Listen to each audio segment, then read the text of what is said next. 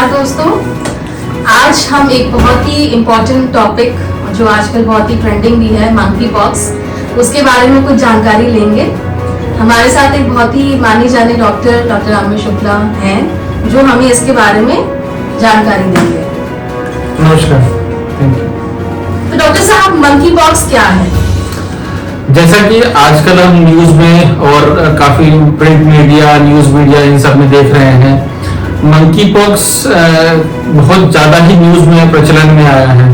Monkey pox है क्या? ये एक जूनोटिक बीमारी है। जूनोटिक बड़ा कठिन सा नाम लग रहा है, जूनोटिक क्या है? हाँ, तो जूनोटिक वायरस मतलब ये होता है, ये पहले बेसिकली है जू मतलब बेसिकली जानवरों की बीमारी है जो जानवरों से आदमियों में ट्रांसफर हो सकती है। तो ये जूनोटिक वायरस है जो कि आदमियों को पहुंच सकता है।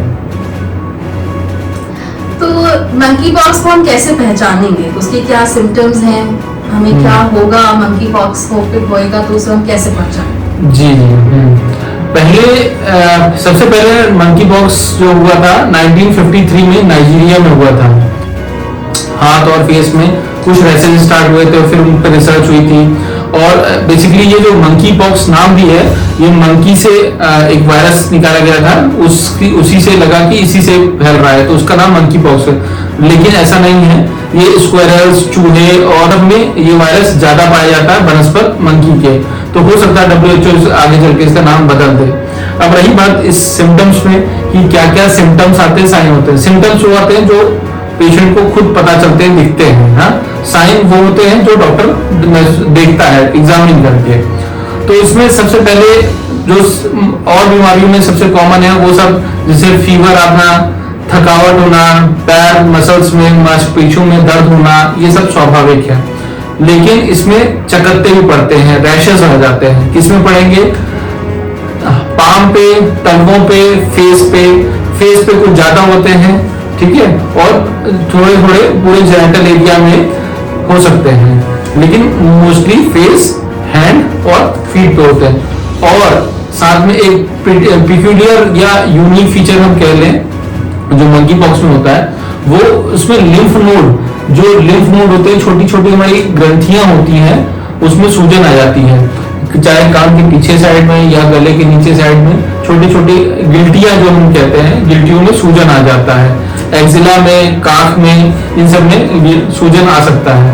ये पिक्यूलियर फाइंडिंग है जो कि मंकी पॉक्स में होता है। और दूसरी बीमारियों में जो इससे रिलेटेड बीमारियां हैं उसमें ये नहीं होता है। तो मोटा मोटा इन सब लक्षणों से हम पहचान सकते हैं कि भाई ये मंकी पॉक्स वायरस है। डॉक्टर साहब, अभी तक हमारे इंडिया में कितने केसेस हो चुके हैं और क्या कोई डेथ भी हुई है? जी हाँ, अभी तक इंडिया में टोटल आज के डेट तक 9 केसेस हुए हैं और एक डेथ हुई है।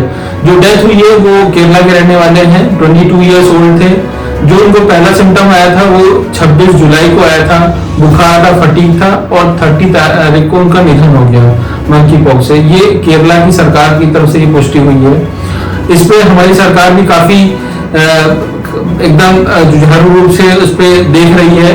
Doctor VK Paul sir NITI Aayog के जो है इस पे बहुत विजिलेंट रखे हैं और उस पर देख रहे हैं कि कैसे कैसे प्रोग्रेस कर रहा है। अभी तक टोटल जो है 80 कंट्रीज में ये फैल चुका है और कुल 18,000 लोग इन्फेक्ट हो चुके हैं। तो अभी तक का स्टैट यही बताता है। तो क्या इसका कोई ट्रीटमेंट है या ये इलाज बीमारी है? जी, अभी तक अगर हम जो लेटेस्ट जानकारी जो अभी तक हमको है उसके according prevention is the best cure. ठीक है, जितना हम बचेंगे, जितना हमको ज्यादा नॉलेज होगी, जितना हमें ज्यादा जानकारी होगी, अवेयरनेस होंगे, उतना हम चांसेस हैं बचे रहेंगे। लेकिन अगर हमारे जो कहते हैं ना क्या हमारी जानकारी गई या हमें लैक हुआ तो हमें ये इन्फेक्शन पकड़ सकता है। तो इसमें बेसिकली कुछ वैक्सीन हैं जो कि डेवलप कंट्री अभी यूज कर रही है, जिसमें जीनियस वैक्सीन है जो कि बेसिकली सबक्यूटेनियस इंजेक्शन लगता है, चमड़ी के नीचे लगता है और 1 महीने के अंतराल पे 2 डोजेस लगते हैं, जो प्रिवेंशन के लिए देखा गया है कि काफी हद तक अच्छा प्रिवेंशन करते हैं, 70 से 80% तक अच्छा प्रिवेंट करते हैं। साथ में ही एक और वैक्सीन है ACAM 2000 ये भी यूज करते हैं, लेकिन ये सिंगल डोज होती है और इसमें मल्टीपल पंक्चर्स होते हैं, जो स्मॉल पॉक्स में यूज हुआ करते थे 1978 में। बेसिकली ये जो मंकी पॉक्स वायरस है, ये उसी फैमिली का मेंबर है जिसका स्मॉल पॉक्स हुआ करता था, जो कि अपने वर्ल्ड से इरेडिकेट हो चुका है। तो उसके अगेंस्ट जो वैक्सीन होती थी काफी हद तक इसी से मिलती जुलती ये भी वैक्सीन है। इसमें कुछ दवाएं भी हैं, सिडोफोविर है, और जो कि अपने इंडिया में अवेलेबल है, और एक और टैबलेट है जो कि अभी यूएस में मार्केट हो रहा है, अपने इंडिया में नहीं है। एक्चुअली यूएस ने इसको पहले से प्रोडक्शन में रखा था। स्मॉल पॉक्स कहीं बायोफेयर के अगेंस्ट उन्होंने पहले से बना के रखा हुआ था, तो उसका काफी अच्छा ये मल्टीप्लिकेशन ऑफ वायरस को प्रिवेंट करता है। तो अभी वो टैबलेट अभी अपने इंडिया में अवेलेबल नहीं है। सिडोफोविर है, लेकिन इसका नेफ्रोटॉक्सिसिटी काफी ज्यादा है, तो अभी पक्के तौर पे हम कोई इलाज नहीं बता सकते कि यही इसका। अभी हम सिम्प्टोमेटिक ट्रीटमेंट करते हैं, आइसोलेशन में रखते हैं। जिसको हो जाता है उसको एक अलग कमरा चाहिए होता है जिसमें टॉयलेट बाथरूम अटैच्ड हो, और जब तक उसके क्रस्टिंग जो है उसके लिए फफोले हैं, दाने हैं, वो क्रस्ट होकर के बाहर नहीं हो जाते, तब तक हम उसको आइसोलेटेड रहते हैं। और ये कैसे फैलता है, इसके फैलने का तरीका है कि अगर किसी को एंटीमेट क्लोज कांटेक्ट में रह रहा है, जहाँ पे रैशेस हुए हैं, उसका पानी उसको टच हो रहा है, उसमें से जो पस निकल रहा है वो दूसरे आदमी को टच हो रहा है, या सेम क्लोथ्स यूज कर रहे हैं, टॉवल यूज कर रहे हैं, तो उसमें काफी चांसेस हैं कि हो सकता है। जहाँ तक देखा है कि ये सेक्सुअल ट्रांसफर भी होता है, ऐसा काफी मैन टू मैन ट्रांसफर देखा गया है, और स्किन टू स्किन कांटेक्ट में भी देखा गया है कि ट्रांसफर होता है। तो WHO का उन्होंने एडवाइजरी गाइडलाइन जारी की थी कि sexual contact should be prevented as much as possible, and तो इस तरह से हम ये ट्रीटमेंट अभी सिम्प्टोमेटिक है और इस तरह से प्रिवेंशन किया जा सकता है। तो जैसा कि हमने ट्रीटमेंट तो देखा, बट क्या इसके लिए कोई वैक्सीन भी है जो हम पहले से लगा लें और हमें मंकी पॉक्स ना हो? जी हाँ, जैसे मैंने बताया कि अभी 2 वैक्सीन है जो कि अभी इंडिया में अवेलेबल नहीं है, ऑल्दो भारत सरकार अभी इस पहल में भी नहीं है कि प्रोक्योर ली जाए, और लेकिन उन्होंने वैक्सीन बनाने वालों को अलर्ट कर दिया है, हो सकता है इसका रिक्वायरमेंट हो।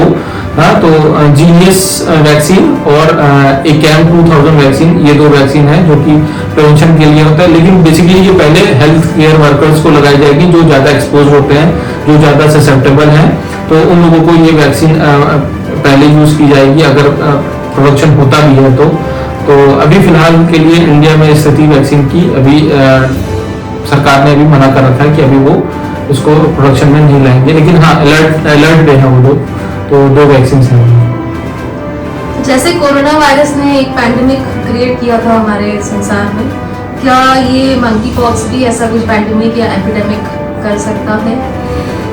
जी हाँ, काफी अच्छा क्वेश्चन है। बेसिकली जैसे हम HIV के लिए कहते हैं कि HIV 1984 में सडनली बूम आ गया था, लेकिन ऐसा नहीं था, ये था बहुत पहले से ही, सब एक्यूट लेवल पे ये काफी धीरे धीरे बढ़ता है। तो वैसे ही मंकी पॉक्स है तो बहुत पहले से वो एक धीरे बढ़ता है, और एक थ्रेशोल्ड आता है जिसके बाद एक ब्लास्ट टाइप का होता है।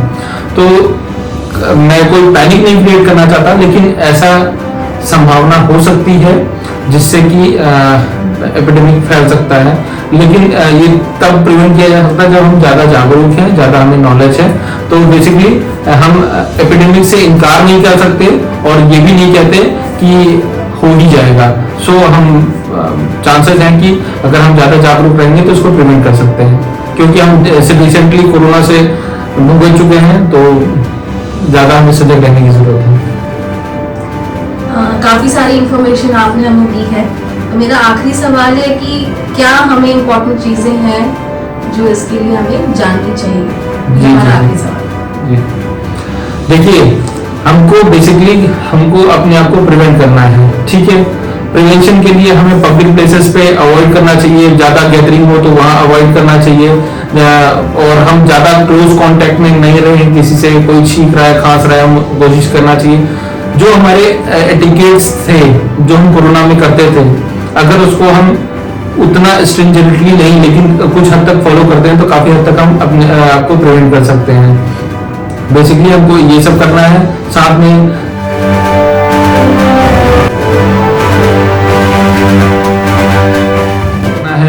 Screen to screen contact prevent करना है, टॉवल शेयरिंग नहीं करना है, ये छोटी छोटी चीजें हैं उसमें हमें प्रिवेंट करना है। किसी को रैशेस हुए हैं तो उसको बेसिकली नोटिफाई करना है डॉक्टर को, हाँ, ताकि ये कोई छुपा करके बैठा हुआ है और घर में रखे, ऐसा नहीं है, उसको नोटिफाई करना चाहिए ताकि पब्लिक में किसी तरह का ब्लास्ट न बन जाए। तो हम जितना ज्यादा अवेयर होंगे उतना ज्यादा हम प्रिवेंट होंगे, ठीक है। और हमें बेसिकली एटिकेट्स मेंटेन करने चाहिए जो हम कोरोना में कर रहे थे। जितना अच्छा हम मेंटेन करेंगे उतना ज्यादा हम अपने आप को प्रिवेंट कर पाएंगे।